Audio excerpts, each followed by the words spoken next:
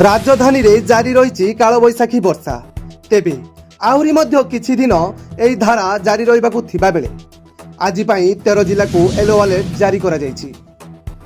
एनेई भुवनेश्वर पाणीपाग विभाग पक्षरु सूचना दिया जायछि।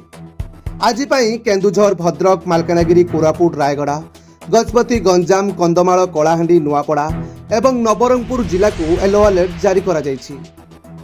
एही जिलागुड़िकरे आज 40 रु 50 किलोमीटर पवन सहित झड़ तोफान मध्य आशंका रहिथिबा कुआ जायछि। तेबे आज नुहे आसंता काली मध्य दक्षिण ओडिशा रे कालबैशाखी प्रभाव रहिथिबा नै भुवनेश्वर आंचलिक पाणीपाग विभाग पक्षरु कुआ जायछि। घड़घड़ी व कुआपथर वर्षा नहीं सतर्कता जारी करा जायछि। काली मध्य अनेक जिले में कालबैशाखी वर्षा नहीं अलर्ट जारी करा जायछि। ब्यूरो रिपोर्ट 10 बजे टीवी। एमिति नुआ नुआ न्यूज अपडेट पई आम चैनल को सब्सक्राइब करंतु। हां लाइक शेयर करिया पई जमा भूली बेरी। नमस्कार।